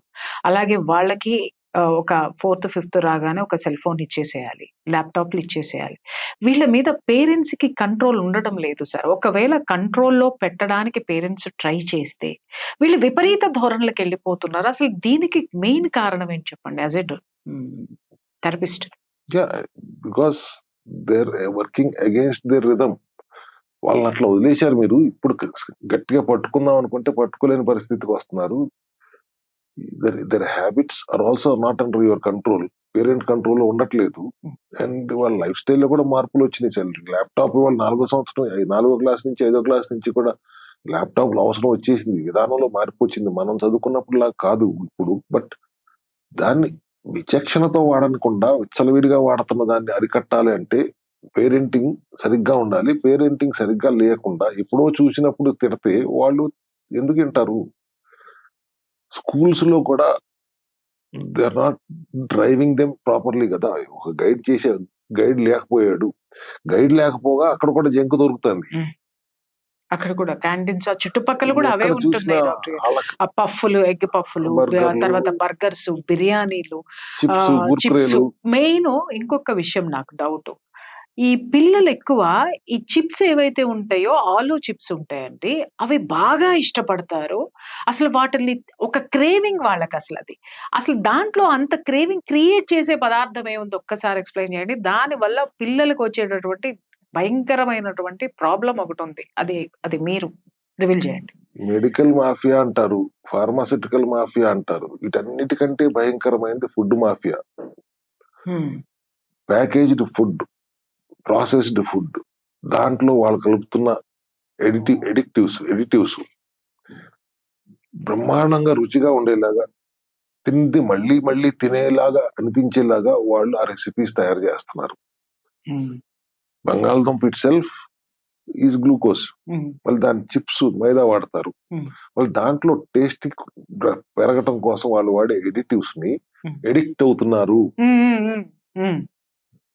అలా ఎడిక్ట్ అయ్యేలా చేస్తుంది ఫుడ్ మాఫియా. ఓహ్! సో మీరు తిన్నది మళ్ళీ మళ్ళీ తినాలి అనిపించేలా చేస్తున్న మాఫియా యొక్క గుట్టుని మనం రట్టు చేయాల్సిన పరిస్థితి ఉంది. హ్మ్. ఇవాళ పలానా బిర్యానీ తింటే అక్కడే బాగుందిరా అని మళ్ళీ మళ్ళీ వెళ్ళి అదే బిర్యానీ తినడానికి వెళ్తున్నారు. ఎగ్జాక్ట్‌లీ వాడు ఏం అండి. చేస్తున్నాడు? ఆ! ఎందుకు అలా తినాలనిపిస్తుంది? ఆ! ఇట్లా మనం ప్రతిదీ we have to go through fight fight చేయాల్సిందే సార్. చేయాల్సిందే. ప్రతి ఒక్క దాని కోసం. ఫుడ్ మాఫియా అంటా నేను. హ్మ్. అన్నిటికంటే పెద్ద మాఫియా ఫుడ్ మాఫియా. హ్మ్. ఎందుకంటే వాళ్ళు వాళ్ళ తయారీ విధానమే అట్లా ఉంటుంది. మనుషులు ఎడిక్ట్ అయిపోయేలా తయారు చేస్తున్నారు. హ్మ్. వాళ్ళ లాభాపేక్ష కోసం మనుషుల ఆరోగ్యాలతో ఆడుకుంటున్నారు. దీనిని మనం అందరం ఖచ్చితంగా ఫైట్ చేయాలి. ఆ గుట్టును రట్టు చేయాలి. ఆ ఫుడ్ మాఫియాని ప్రభుత్వం కూడా ఒక కన్ను వేసి ఉంచాలి అనేది నా ఉద్దేశం. హ్మ్. ఇక్కడ మీరన్నట్టుగా డాక్టర్ గారు ఇప్పుడు ఇంట్లో గూడా నేను కూడా కొన్ని ప్రాబ్లమ్స్ ఫేస్ చేస్తాను గాబట్టి నేను మీ దృష్టికి తీసుకురావాలి. ఇక్కడ ఏమవుతుందంటే ఇంట్లో సరే వీళ్ళు నాన్ వెజ్ బయట ఏం తెచ్చుకుంటారు? బిర్యానీలు ఆర్డర్ ఇస్తున్నారు. బిర్యానీలు ఆర్డర్ ఇస్తున్నారు కదా! ఇప్పుడు మీరు చెప్పారని నేను విని ఇంట్లో బిర్యానీ చేశాననుకోండి. లేదా బాగా చేసే వాళ్ళ చేత చేయించాననుకోండి. ఆ బిర్యానీ తినరు సార్. మీరన్నట్టుగా పలానా దాంట్లో ఏదైతే బయట బిర్యానీ పలానా హోటల్ ఉందో లేదా డిఫరెంట్ హోటల్స్ ఉన్నాయో వీళ్ళు మళ్ళీ స్విగ్గీలోనే ఆర్డర్ చేసుకొని మళ్ళీ అదే బిర్యానీని తీసుకొస్తున్నారు. ఇవాళ మీరన్నట్టుగా ఈ ఫుడ్ మాఫియా ఎంత దోపిడీ అంటే ఈరోజు పేరెంట్స్ ఇద్దరు సంపాదిస్తున్నారు గదా! అందుట్లో ఒకళ్ళ సాలరీ స్విగ్గీలకెళ్ళిపోద్ది సార్. అవును. అంత భయంకరమైన దోపిడీ ఉంది ఇక్కడ. ఒకటి. రెండోది మన పిల్లల ప్రాణాలను అక్కడ పణంగా పెట్టేస్తున్నాం వాళ్ళకి. వాడికి రాసి ఇచ్చేస్తున్నాం. అంటే నువ్వు ఆ ఫుడ్‌లో ఏదైనా కలుపుకోరా, మా పిల్లల్ని నాశనం చేయి. అలా నాశనం చేసినందుకు తిరిగి ఉల్టా మీకు డబ్బులు కడతాం అన్నట్టుగా ఎవ్రీ డే ₹450 పర్ కిడ్ ఒక ఫుడ్‌కి స్విగ్గీ జొమాటో కానివ్వండి వీటన్నిటికి కూడా కడుతున్నారు.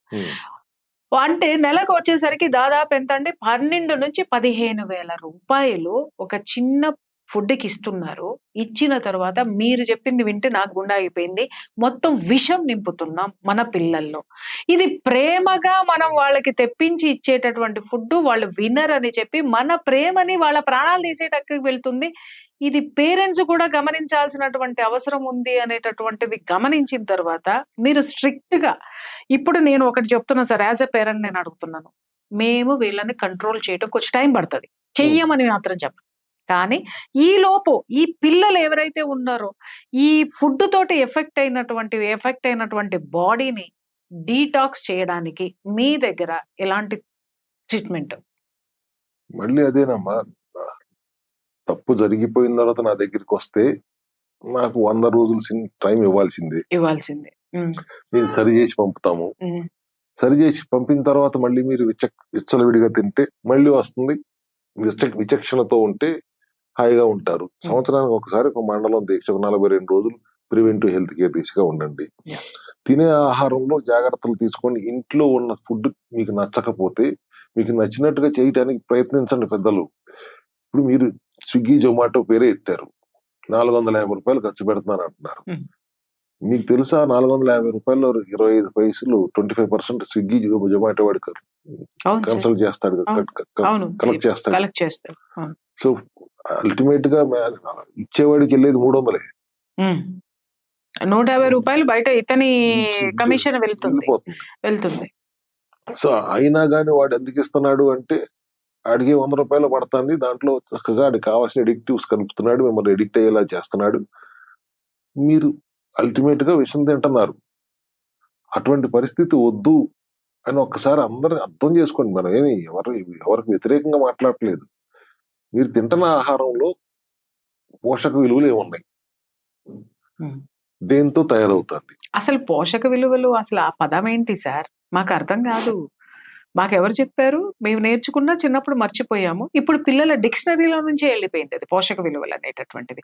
అసలు అది లేకపోతే వాళ్ళ పిల్లల పరిస్థితి ఏంటి అనేది ఎవరు చెప్పనటువంటి విషయం. ఎందుకు సార్ మా ఇంట్లో మా అమ్మాయికి చీపురు ఇచ్చి ఊడవమ్మా అనంటే ఒక బెడ్రూమ్ ఊడవంగానే చీపురు అక్కడ పడేసి రొప్పుతో కూర్చుంటది. నాకు ఒక్కసారి ఆ వయసులో మేము ఎంత పని చేశాము, ఎంత పని చేసి మళ్ళీ చదువుకుంటానికి వెళ్ళేవాళ్ళం, మళ్ళీ ఇంటికి రాగానే మళ్ళీ పని చేసి మళ్ళీ ఫ్రెష్ అయ్యి మళ్ళీ ట్యూషన్లకు వెళ్ళేవాళ్ళం. ఇన్ని పనులు చేసేటటువంటి వాళ్ళు ఇక్కడి నుంచి షాప్కి వెళ్ళమంటే వెళ్ళడం మానేశారు సార్. మొత్తం తీసుకొని దాంట్లోనే ఆర్డర్ పెట్టేస్తున్నారు. కరివేపాకు తీసుకురామ్మా, పక్కకెళ్ళి పక్కనే గోడ పక్కనే కరివేపాకు పెట్టుకొని ఉంటాడంటే కూడా కరివేపాకు కూడా ఆర్డర్స్ పెట్టేటటువంటి స్థితిలో పిల్లల బ్రెయిన్ ఉండిపోయిందా, లేకపోతే పెద్దవాళ్ళు తయారు చేస్తున్నారా, లేకపోతే సర్కమ్స్టెన్సెస్ క్రియేట్ చేస్తున్నాయా? సిచ్యువేషన్ అంతా అట్లా తయారైపోయింది. ఈ ఆర్డర్ బయట ఎట్లా నొక్కితే ఇక్కడికి వచ్చేసే విధానం వలన సెడెంటరీ లైఫ్ స్టైల్, యాక్టివిటీ ఉండట్లేదు మనుషులు. మెయిన్ పిల్లల బ్రెయిన్ మీద ప్రభావం చూపిస్తుంది సార్ బద్ధకము. దాని బద్ధకం అనాలా, బలహీనత అనాలా? బ్రెయిన్ ఫాగ్ అంటారు దాన్ని. ఆ డిసీజ్ రావటానికి కారణం ఏంటి? ఒకటి ఇన్సోమ్నియా, నిద్రలేమి, స్ట్రెస్, ఆహారపు అలవాట్లు, తినే ఆహారంలో పోషక విలువలు లేకపోవటం, విటమిన్ డెఫిషియన్సీ. ఇవాళ విటమిన్ డి డెఫిషియన్సీ లేని వాళ్ళు ఎవరు ఉన్నారమ్మా? నాకు తెలిసి 90% విటమిన్ డి డెఫిషియన్సీ. 90 మంది, ఎక్కువ శాతం సింగిల్ డిజిట్ లో ఉంటుంది. పొద్దున్నే ఒక రౌండ్ పార్క్ లో నడిచి వచ్చేస్తే విటమిన్ డి రాదు. వాస్తవానికి పాత రోజుల్లో ఎవరికి ఆ డెఫిషియన్సీ ఎందుకు ఉండేది కాదు అంటే, ఉదయం 10 గంటల నుంచి మధ్యాహ్నం 3 గంటల మధ్యలో ఉన్న సూర్యరశ్మికి ఎక్స్పోజ్ అయితే విటమిన్ డి మన శరీరంలోకి వస్తుంది. కానీ ఆ టైంలో అందరం ఏసీలో ఉంటామే. పాత రోజుల్లో ఆ టైంలో వాళ్ళు పొలాలకు వెళ్ళి పని చేసుకునేవారు. అందుకని వాళ్ళకి సూర్యరశ్మి అందేది, విటమిన్ డి పుష్కలంగా ఉండేది. విటమిన్ డి లోపం వల్ల కాల్షియం అబ్జార్బ్ అవ్వట్లేదు, రక్తంలోకి రావట్లేదు. రక్తంలోకి వచ్చిన కాల్షియం ని నరాలకి, పంటికి, బోన్స్ కి, మెదడుకి తీసుకెళ్లాల్సిన K2 విటమిన్ డెఫిషియన్సీ ఉంటుంది. ఈ డెఫిషియన్సీ అన్నిటికీ కారణం ఏంటి? నీ జీవన శైలి విధానం. నీ జీవన శైలిలో మార్పులు చేసుకోండి, ఆరోగ్య విధానంలో మార్పులు చేసుకోండి. సెల్ హెల్త్ క్లినిక్ లో మేము స్పష్టంగా ఈ మార్పులు సూచిస్తూ వాటికి కావాల్సిన డెఫిషియన్సీలన్నీ బ్యాలెన్స్ చేస్తూ సప్లిమెంటరీ సపోర్ట్ తో ఆహార నియమాలు పాటిస్తూ ఎటువంటి అనారోగ్యానైనా మనం తగ్గించగలుగుతున్నాం. చిన్నపిల్లలకు కూడా, చిన్నపిల్లల దగ్గరికి పెద్దాళ్ళకి. ఆ దమ్ముతో ఎందుకు చెప్తున్నానంటే ఉన్నది ఒకటే జబ్బని నాకు తెలుసు కాబట్టి. ఉన్నదొకటే జబ్బు. సెల్ సరిగ్గా పని చేయకపోవడం, అది దాని మించి ఇది చేయడం. మీరు ఒక మాట అన్నారు డి విటమిన్ డెఫిషియన్సీ అని. ఇంకొక విషయం చెప్తాను సార్. ఇవాళ పిల్లలు క్లాస్ రూముల్లో కూర్చోవడానికి ఇష్టపడట్లేదు సార్. ఎందుకు? చాలా మంది స్కూల్స్ ఎగ్గొడుతున్నారు, కాలేజెస్ ఎగ్గొడుతున్నారు. దీని మీద అందరు కంప్లెయింట్స్, ఏమంటే మా పిల్లలు ఇట్లా చెప్తున్నారు, మీ దగ్గరికి తీసుకొస్తాం, కౌన్సిలింగ్ ఇస్తాం. కొన్ని కేసులు చూసిన తర్వాత ఒకటే సినారియో ఏంటంటే, ఇలా అసలు స్కూల్కి వెళ్ళడానికి ఎందుకు ఎగ్గొడుతున్నారు, స్కూల్ ఎగ్గొట్టి వీళ్ళు రోడ్ల మీద ఎందుకు తిరుగుతున్నారు, లేకపోతే అసలు స్కూల్ బంక్ కొట్టి ఎందుకు ఇంట్లో ఉంటున్నారు అనే దాని మీద నేను కూర్చొని పిల్లలతోటి మాట్లాడిన తర్వాత వాళ్ళు చెప్పిన మాట ఒకటి సార్, క్లోజ్డ్ డోర్స్ ఉంటాయి. ఒక 60 మెంబర్స్ ఒకటే క్లాస్ లో కూర్చుంటే సఫకేషన్ వస్తుంది. ఆ సఫకేషన్ ని మేము భరించలేక, ఇంకొకటి కనీసం ఇది వరకు సార్ మనం చదువుకున్నప్పుడు స్కూల్స్ లో ఎంత పెద్ద కిటికీలు ఉండేవి. ఒక క్లాస్ రూమ్ లో కనీసం ఒక 4-5 పెద్ద పెద్ద కిటికీలు ఉండేవి, బల్లలు ఉండేవి, చెట్లు ఉండేవి, నేల మీద ఉండేవి సార్ క్లాస్ రూమ్లు. నేల మీద ఇన్ ద సెన్స్ అంతస్తులు ఉండేది కాదు, ఉన్నా కూడా వెంటిలేషన్ ఉండేది. హాయిగా కిటికీలు తీసుకునే వాళ్ళం, గాలి ఎంజాయ్ చేస్తా, ఆకాశం కూడా చూసేవాళ్ళం టీచర్ మొహం నచ్చకపోతే. కనీసము ఈ రోజు పిల్లలకి ఇవాళ ఉన్నటువంటి స్కూల్ ప్రీమిసెస్ ఎలా ఉన్నాయి అని అంటే, వాళ్ళు కనీసం బయట చూద్దామంటే టోటల్ గా క్లోజ్డ్ మిర్రర్స్ తోటి ప్యాక్ చేసేస్తున్నారు. ఏసీలు వేసినా కూడా 60 మందికి ఆ ఏసీలు సెంట్రల్ ఏసీ కూర్చుని కూడా పిల్లలు ఇమడలేకపోతున్నారు సార్. ఒకటి సఫకేషన్ భరించలేకపోతున్నారు. అసలు బయట నేచర్కి ఎక్స్పోజ్ అనేటటువంటిది ఈ పిల్లల్లో లేదు. ఇలాంటి స్కూల్స్ లో చదివిస్తున్న పేరెంట్స్ కి మీరు ఏ విధమైనటువంటి సలహా ఇస్తారు? మంచి ఫెసిలిటీస్ ఇచ్చి ఎయిర్ కండిషన్ రూమ్ లో పెట్టి చదివిస్తున్నప్పుడు ₹1,00,000 ఎక్కువ కూడా ఛార్జ్ చేస్తున్నారు కదా దానికి. అవును సో సార్, అది ఫెసిలిటీ అనాలా, జైలు అనాలా? వీళ్ళు మనము పలానా స్కూల్లో పలానా స్కూల్లో జాయిన్ చేస్తున్నాము, స్కూల్ పేరు ప్రెస్టీజ్ కి ఫీల్ అయ్యి వాటికి డబ్బు కడుతున్నారు కానీ, ఆ స్కూల్లోకి వెళ్ళినటువంటి పిల్లలు, కాలేజ్ కానీ, ఆ పిల్లలు ఎలాంటి వాతావరణంలో ఉంటున్నారు, ఎమడగలుగుతున్నారా లేదా అని ఆలోచించేటటువంటి పేరెంట్స్ లేరు సార్. వాళ్ళకి మీరు కొంచెం మీ స్టైల్లో కొంచెం ఆన్లైన్ క్లాసెస్ అంటూ స్కూల్ వాళ్ళు మొదలు పెట్టినప్పటి నుంచి నాకు తెలిసి ఒకరోజు ఆన్లైన్ ఉంటే ఇంకో 2-3 రోజులు కూడా ఎగ్గొడతాం అలవాటు అయిపోయింది. దానికి తోడు మీరు అన్నట్టు బ్రెయిన్ ఫాగ్ కూడా దీనికి కారణం అంటారా? డెఫినెట్ గా కారణమే కదా. అండ్ పేరెంట్స్ వాళ్ళ ఎంత మంచి స్కూల్లో పెట్టామని ఆలోచిస్తున్నారు, స్కూల్లో వాతావరణం ఎట్లా ఉంది, ఫెసిలిటీస్ ఎట్లా ఉన్నాయి, అట్లా చూస్తే they are thinking correctly only. But ultimate గా సఫకేట్ అవుతున్న చైల్డ్ గురించి ఆలోచించట్లేదు. చైల్డ్ కూడా వచ్చి చెప్పట్లేదు. సార్ చెబితే ఇంత కడుతున్నాము పెద్ద స్కూల్ అని వీళ్ళే ఉల్టా క్లాసులు పీకుతున్నారు. నేను చిల్డ్రన్ తోటి కూడా నేను మాట్లాడాను, ఈ యంగ్స్టర్స్ తోటి కూడా నేను మాట్లాడి ఎందుకు బిహేవ్ చేస్తున్నారు అని అంటే, పేరెంట్స్ కి చెబితే అర్థం చేసుకోవడం మానేసి తిరిగి ఉల్టా ఇన్ని ఫీజులు కడుతున్నాము, ఇంత చేస్తున్నాము, ఎందుకు వెళ్ళడం లేదు. మొన్న ఒక కాలేజ్ కి నేను విజిట్ చేయడం జరిగింది సార్. కాలేజ్ అక్కడ ఉంది, ఆ వీధి మొత్తం కూడాను విపరీతంగా అక్కడ సాఫ్ట్వేర్ కంపెనీస్ ఉన్న ఏరియా మొత్తం ఆడపిల్లలు మగపిల్లలు అందరూ ఆ ఫుడ్ కోర్టులో నిండిపోయి ఉన్నారు, ఆ వీధుల్లో నిండిపోయి ఉన్నారు. బయటకు వచ్చి ఉన్నారు, స్కూటర్స్ దగ్గర నిలబడి ఉన్నారు, బైకుల దగ్గర నిలబడి ఉన్నారు. నంబర్ ఆఫ్ పర్సన్స్ 90% ఆడపిల్లలతో సహా స్మోక్ చేస్తున్నారు సార్. సార్ అక్కడ ఒక టీనేజ్ పిల్లల కాలేజ్ ఉంది. ఈ పిల్లలు మీకు తర్వాత నాకెందుకో డౌట్ వచ్చి నేను ఎంక్వైరీ చేస్తే, ఈ పిల్లల కాలేజీకి వెళ్తున్నటువంటి ఈ టీనేజ్ పిల్లల సంచుల్లో, మగపిల్లల సంచుల్లో, కొండొకచో ఆడపిల్లల సంచుల్లో సిగరెట్ ప్యాకెట్స్. అదొక లైఫ్ స్టైల్ అయిపోయిందమ్మా. ఆడపిల్లలు సిగరెట్లు తాగుతున్నారు అని ఆశ్చర్యంగా చూస్తాం. మనకు ఆశ్చర్యంగానే ఉంటుంది. ఎంతమందికి మనకి ఎవరికి చిన్నప్పుడు ఆడపిల్లలు అంటే చాలా పవిత్రంగా ఉంటారు, చాలా స్ట్రిక్ట్ గా ఉంటారు, ఆ మగవాళ్ళే చెడిపోతుంటారు అనే ఆలోచన ఉండేది మనకి. ఇవాళ ఆడామగా సంబంధం లేకుండా అందరికీ అది అలవాటు అయిపోయింది. మీరు ఇంకా సిగరెట్లే అంటున్నారు, ఇంకా ఉన్నాయి సార్. సిగరెట్ లోపల ఏముందో చూసుకోండి. నెక్స్ట్ అదే వస్తున్నా. నేను ఎందుకు ఈ ప్రశ్న అడిగానంటే, వాళ్ళు కొట్టేటటువంటి దమ్ము వాళ్ళ గుండె దమ్ముని ఏ విధంగా నాశనం చేస్తుంది అనేటటువంటిది అది ఎంత భయంకరమైనటువంటిది పేరెంట్స్ కి చెప్పండి సార్. కొండగజో వాళ్ళు కూడా వినాలి, ఆ పిల్లలు కూడా వినాలి. ఒక్కసారి ఆ లోపలికి వాళ్ళు పీలుస్తున్నారు చూసారా దమ్ము, ఆ దమ్ము మన దమ్ముని ఎంత నాశనం చేస్తుంది అనేటటువంటిది.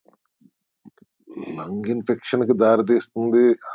అంటే మీరు స్మోకింగ్ అంటే మీకు ఇంకా ఇప్పటికి నేను చెప్పింది మీకు అర్థం కాదా? నేను పొగ అనట్లేదు సార్, దాని లోపల ఉండేటటువంటివి కూడా నికోటిన్లు ఉంటున్నాయి, డ్రగ్స్ ఉంటున్నాయి, అన్ని ఉంటున్నాయి. నేను అంటున్నాను ఆ లోపలికి పొగ ద్వారా తీసుకునేటటువంటివి శరీరాన్ని ఎంత నాశనం చేసి ఎంత దీన స్థితికి తీసుకెళ్తాయో ఒక్కసారి మీరు ఎక్స్ప్లెయిన్ చేయండి. డైరెక్ట్ గా హార్ట్ అటాక్ కి దోహదపడుతుంది. Over smoking is very injuries to health and అందరికి తెలిసిన విషయమే. Nicotine is ultimate addictive. దానికి ఒకసారి అలవాటు పడిన వాడు దాని నుంచి బయటపడతాం చాలా కష్టం. దాని లోపల ఉన్న గంజాయి గురించి మాట్లాడండి సార్. ఈ రోజు యువత టీనేజర్స్ మొత్తము దీని ఎఫెక్ట్ అయి ఉన్నారు. Most of the youth today ఒక రకంగా చెప్పాలంటే పెద్దవాళ్ళు ఆ అలవాట్ల నుంచి దూరంగా ఉంటున్నారు ఇప్పుడు. ఎస్, మీరు అన్నట్టు పెద్దవాళ్ళని ఎవరిని చూడట్లేదు సార్. టీనేజ్ పిల్లల దగ్గర నుంచి 9th క్లాస్ 8th క్లాస్ పిల్లల నుంచి మొదలు పెడితే 8th క్లాస్ పిల్లలు నేను ఆశ్చర్యపోయాను సార్. నాకు దగ్గర కొన్ని కేసులు వస్తే వాళ్ళ పేరెంట్స్ చెప్పింది 1-2 అలవాట్లు అయితే నేను వాళ్ళని కూర్చోబెట్టి మాట్లాడించినప్పుడు నాకు అర్థమైంది ఏంటంటే వాళ్ళ ఇంట్లో వాళ్ళ ఫాదర్ ఏదైతే దాన్ని ఏమంటారు సార్ ఆల్కహాల్ తాగుతాడో ఆ బ్రాండ్స్ అన్ని వీడు టచ్ చేస్తాడు, ఆ అమ్మాయి టేస్ట్ చేస్తుంది. నేను పేరెంట్స్ కి చెప్పి ముందు అవి పీకి బయట పారేసి ముందు మీరు మారండి, మీరు మారితే పిల్లలు మారతారు అనేటటువంటిది చెప్పడం అనేటటువంటిది జరిగింది. ఇంత విపరీతమైనటువంటి ధోరణులు ఈ పిల్లల్ని ఆ స్థితికి తీసుకెళ్తున్నాయి సార్. నేను మిమ్మల్ని అడిగేది ఏంటి అనంటే వీటికి అలవాటు పడినటువంటి పిల్లల్ని బయటికి ఎలా తీసుకురావాలి? చిన్న పిల్లల్ని ఎక్కడ మీరు రీహాబిలిటేషన్ సెంటర్ లో పెట్టలేరు కదా. పెట్టలేము. ఆలోచన విధానాన్ని అలవాటుని మార్చాలి అంటే సొసైటీలో మార్పు రావాలి. పిల్లల్ని మనం ఎట్లా మార్చాలి అంటే ముందు మనం మారాలి. మీరు అన్నట్టు సోషల్ గా కూడా వాతావరణం మారాలి. మారాలి, అది లేదు కదా. వాళ్ళు మీరు ఏ పబ్కైనా వెళ్ళండి, పెద్దవాళ్ళు ఎక్కడో కనపడరు, ఎక్కడో అరుదుగా ఉంటారు, అంతా పిల్లలే అక్కడ ఉంటుంది. అక్కడ ఆ వాతావరణం చూసి మనం ఇమడలేక కాసేపు ఊరికే వెళ్ళి ఏదైనా తిందామని పబ్కి వెళ్ళినా అందరు పిల్లలు చూసి మేము సిగ్గుతో బయటకు వచ్చేస్తాం. ఆ పరిస్థితి వచ్చిందంటే వాళ్ళు they are feeling that they are advanced. ఇవాళ అలవాట్లన్నీ అట్లాగే మేము చాలా మీ రోజులు కాదు, మీ ఉపన్యాసాలు మాకొద్దు, they are saying like this sir. ఏం తెలుసులే అన్నట్టుగా చూస్తున్నారు. మనం ఏదైనా చెబుదామన్నా కానీ ప్రపంచం అంతా కూడా అట్లాగే అయిపోయింది కదా. ఇప్పుడు ప్రతి ఇంట్లోనూ ఒకడో అమెరికాలోనో ఎక్కడో ఉంటున్నాడు. Every 1 person in every family is there abroad. మరి వాళ్ళకి అక్కడ అలవాట్లు కూడా అట్లాగే ఉంటున్నాయి. ఇప్పుడు అమెరికాలో ఉన్న వాళ్ళు 80% 70% ఒబేస్ ఉంటారు. ఎందుకు ఉంటారు? వాళ్ళు తింటున్న జంక్, ఆ బర్గర్లు, పిజ్జాలు, చిప్స్ అవన్నీ అక్కడ కల్చరే కదా, మనది కాదు కదా. దాన్ని ఇక్కడ మనం ఇంపోర్ట్ చేసుకున్నాం, చేసి అక్కడ వాడుతున్నారు. అక్కడ మేము తిన్నా బాగుంటుందని ఇక్కడ కూడా తీసుకొచ్చాం. వాళ్ళు మన సాంప్రదాయ ఆహారాలు వదిలేసి ఆ ఇంపోర్ట్ చేసిన జంక్ ని తింటున్నాం. ఇప్పుడు పిల్లలు కూడా దానికి అలవాటు పడ్డారు. అడిగితే అమెరికాలో కూడా తింటున్నారు సార్. నాకు అర్థం కాకడితే ఈ ఫాల్స్ ప్రెస్టేజ్ టాక్స్ సార్ ఏంటి? అమెరికా నుంచి వస్తే తప్పితే మనం బట్టలు వేసుకోం, అమెరికా నుంచి వస్తే తప్పితే వాచ్ పెట్టుకోం, అమెరికా నుంచి వస్తే తప్పితే మనం కల్చర్ ఇంపోర్ట్ చేసుకోం. ఏంటి సార్ ఇది? అవునమ్మా, అమెరికా నుంచి మల్టీవిటమిన్ కూడా పంపిస్తారు, ఇంత డబ్బాలు ఒమేగా క్యాప్సూల్స్ కూడా పంపిస్తారు. మరి అవి పని చేయట్లేదు సార్, పంపిస్తున్నారు. కానీ మీరు అన్నట్టుగా అవి నాకు కూడా వచ్చాయి డబ్బాలు, ఒమేగా 3 ఇంత డబ్బాలు వస్తే నాకు మొదట్లో ఏం చేసుకోవాలో ఎందుకు వాడాలో కూడా అర్థం కాదు. ఇప్పుడు మన ఇక్కడికి వచ్చిన తర్వాత, ఇప్పుడు నేను ట్రీట్మెంట్ లోకి వచ్చిన తర్వాత, ఇది నేను ఎప్పుడు సార్ 15-20 ఏళ్ల కిందటే నాకు అమెరికా నుంచి వచ్చాయి. నాకు ఇప్పుడు అర్థమైంది ఏంటంటే వాళ్ళ ఆ జంక్ ఫుడ్ తిని ఈ సప్లిమెంట్స్ తినుకుంటూ వాళ్ళ ప్రాణాలను కాపాడుకుని ఆ దరిద్రాన్ని మనం ఇక్కడ అడాప్ట్ చేసుకుని ఆ సప్లిమెంట్స్ తింటున్నారనే వాస్తవాన్ని పక్కన పెట్టి జంక్ ఫుడ్ లో కల్చర్ మాత్రం తెచ్చేసుకున్నాం. ఇవాళ అదే దుస్థితి మనకి పట్టింది. ఇవాళ ఆహారంతోటి ఆరోగ్యం అనేటటువంటిది మానేసేసి, అనారోగ్యానికి ఆహారము మళ్ళీ మనం సప్లిమెంట్స్ ద్వారా తీసుకోవాల్సినటువంటి సిట్యుయేషన్‌లోకి ఈరోజు మన సంస్కృతి, తర్వాత మన డెవలప్‌మెంటు అన్నీ వెళ్ళిపోయినియి. ఇప్పుడు ఒక్క లాస్ట్ అండ్ ఫైనల్‌గా ఒక్క విషయం సార్. ఇప్పుడు ఈ పిల్లలు ఎవరైతే పౌష్టికాహార లోపం 200% ఈ సెల్ థెరపీ ఏదైతే ఉందో, దీన్ని మీరు ఏదైనా ఒక అవేర్‌నెస్ ప్రోగ్రామ్ పేరెంట్స్‌కి మీరు కొంచెం సాయం చేస్తే, పేరెంట్స్‌కి ఒక అవేర్‌నెస్ ప్రోగ్రామ్ పెట్టేటటువంటి ఆన్‌లైన్‌లో గాని, ఆఫ్‌లైన్‌లో గాని పెట్టేటటువంటి ఉద్దేశ్యం ఉందా? ఎందుకంటే చాలా మంది పేరెంట్స్ అడుగుతున్నారు. అసలు వాళ్ళు పిల్లల్ని ఎలా చూడాలి? ఏ ఫుడ్ పెట్టాలి? ఒకవేళ ఇలాంటి వాటికి ఎఫెక్ట్ అయితే ఎలా బయటికి తీసుకురావాలి? అనేటటువంటిది చాలా మంది నన్నడిగారు. కాబట్టి ఆ ప్రశ్న నేను మిమ్మల్ని అడుగుతున్నా. పేరెంట్స్ కి అవేర్నెస్ ప్రోగ్రామ్ అంటాం కంటే ఒక అవేర్నెస్ ప్రోగ్రామ్ హ్మ్. అవసరం. హ్మ్. ఏం తినాలి, ఏం తినకూడదు అనేది ప్రతి ఒక్కరు అర్థం చేసుకోవాలి. హ్మ్. తినకూడని దాన్ని విచ్చలవిడిగా తినేస్తున్నారు అనేది అర్థం చేసుకున్న రోజున వాళ్ళు మారతారు. సెల్ హెల్త్ క్లినిక్ వచ్చిన ప్రతి ఒక్కళ్ళకి మేము ఫస్ట్ ఇచ్చేది అవేర్నెస్ ప్రోగ్రామే. మా దగ్గర వ్యాపారం కొంటున్నాడా లేదా అనే ఆలోచన లేదు. మేము ₹1 కూడా చార్జ్ చేయం. ఆహార విధానంలో మార్పులు ఎందుకు చేయాలి అని అర్థం చేసుకునేలా చెప్తాం. దానికి తోడు సప్లిమెంటరీ సపోర్ట్ ఎందుకు అవసరం? ఫర్ ఎగ్జాంపుల్ ఒమేగా-3 క్యాప్సూల్స్ ఇందాక మనం మాట్లాడాం. ఒక అమెరికా నుంచి వచ్చిన ఫ్యాషన్ గా మారిపోయింది ఫిష్ ఆయిల్ క్యాప్సూల్స్. అవి సాఫ్ట్ జెల్ క్యాప్సూల్స్ లో ఉంటాయి. సాఫ్ట్ జెలటిన్ అంటాం. అంటే ఆ క్యాప్సూల్ తయారైంది నాన్ వెజిటేరియన్ వేస్ట్ నుంచి. సాఫ్ట్ జెల్ అంటే ఒకసారి ఆ సాఫ్ట్ జెల్ క్యాప్సూల్స్ తయారయ్యే ఫ్యాక్టరీ దగ్గరికి వెళ్తే 5 కిలోమీటర్ల ముందు నుంచి గబ్బు కొడుతుంది. అంత చెత్తని మీరు క్యాప్సూల్ చేసి ఇస్తున్నప్పుడు వాళ్ళందరూ దాన్ని యాక్సెప్ట్ చేశారు కదా. ఎందుకంటే అమెరికా నుంచి వచ్చినాయి కదా. ఇక్కడ కూడా ఇప్పుడు దాని వల్ల యూజ్ లేదంటారా? హానికరం కదమ్మా సాఫ్ట్ జెల్స్. సాఫ్ట్ జెల్స్ ఇవాళ అందరూ అదే తిండి అంటే స్లీపింగ్ కి అదే తీసుకుంటున్నారు. తర్వాత ఇంకోటేదో ఇలాంటివి. లోపల మీకు ఒమేగా-3 సిరప్ ఉంటుంది, ఫిష్ ఆయిల్ ఉంటుంది. ఆ capsule is made up of non vegetarian waste నుంచి. అంటే ఇది మళ్ళీ మనకి మైనస్ చేస్తుంది. హానికరమే కదా. అక్కడ నుంచి ఏవైతే మనం ఇంపోర్ట్ చేసుకుంటున్నామో అదర్ కంట్రీస్ నుంచి, ఒక అమెరికా అనుకోండి, తర్వాత ఆస్ట్రేలియా అనుకోండి, ఎందుకంటే 2-3 కంట్రీస్ నుంచి నేను చూసాను అవి ఎక్కువ ఇంపోర్ట్ అవుతున్నాయి మనకి. ఇండియాలో కూడా అంటే ఇది వరకు సార్ అమెరికా నుంచి వచ్చేటప్పుడు ఏమైనా వాచీలు, గీసీలు, ల్యాప్టాప్లు తెచ్చేవాళ్ళు. ఇప్పుడు సప్లిమెంట్లు తెస్తున్నారు సార్. ఇక్కడ మన సెల్ హెల్త్ లో ఏం చేస్తున్నాం? మన speciality of cell health is ఒమేగా-3 capsules. మన దగ్గర ఉన్న ఒమేగా-3 క్యాప్సూల్స్ ప్రపంచంలో ఎక్కడ ఉందో నాకు తెలియదు. ఎందుకంటే మనం ఫిష్ ఆయిల్ క్యాప్సూల్స్ ఇవ్వం. ఫిష్ లోకి ఆ ఒమేగా ఎందుకు వస్తుంది? మేకల్లోకి, గొర్రెల్లోకి, కోళ్ళలోకి రావట్లేదు. చేపలోకి ఎందుకు వస్తుంది? సముద్రంలో ఉన్న ఆల్గే నాచు తింటుంది కాబట్టి దాంట్లో ఒమేగా-3 వస్తుంది. ఆ నాచునే అలాస్కా లాంటి క్లీన్ వాటర్స్ లో ఉన్న నాచునే మనం సోర్స్ చేసి, ఆ నాచు నుంచి ఎక్స్ట్రాక్ట్ చేసి మనం ఆయిల్ చేసి వెజ్ క్యాప్సూల్స్ లో పెట్టిస్తే it is vegetarian, not fish oil. 3 times more EPA DHA అంటాం. Eicosapentaenoic acid, docosahexaenoic acid. EPA DHA rich గా ఉండేది ఒమేగా-3 లో కదా. అవి 3 రెట్లు ఎక్కువ అధికంగా ఉంటుంది, న్యాచురల్ గా ఉంటుంది. సో ఇటువంటి స్ట్రెంగ్త్ ఆఫ్ సప్లిమెంటరీ సపోర్ట్ వల్లనే సెల్ హెల్త్ లో ఇన్ని మంచి రిజల్ట్స్ మనం చూడగలుగుతున్నాం. బయో అవైలబిలిటీ పెంచుతున్నాం. సప్లిమెంట్ అనగానే ఒక చిన్న చూపు అందరికి, ఫుడ్ సప్లిమెంటే కదా, అబ్జర్వ్ అవ్వదు కదా అని. కానీ సెల్ హెల్త్ లో ఉన్న సప్లిమెంట్స్ ఫంక్షనల్ మెడిసిన్ లాగా పనిచేస్తున్నాయి. అంటే ప్రతి దాన్ని బయో అవైలబిలిటీ వేసుకున్న వెంటనే పనిచేసేలాగా ఎలా చేయాలి? ఫైటోజోమల్ టెక్నాలజీయా, లైపోజోమల్ టెక్నాలజీయా, నానో టెక్నాలజీయా, ఇప్పుడు లేటెస్ట్ గా ఎక్వినస్ టెక్నాలజీ వచ్చింది. అది ఏది వస్తే దాన్ని అందిపుచ్చుకుని ప్రతి దాన్ని బయో అవైలబిలిటీ పెంచుతాం కాబట్టి మన సప్లిమెంట్ లో అంత దమ్ము ఉంది.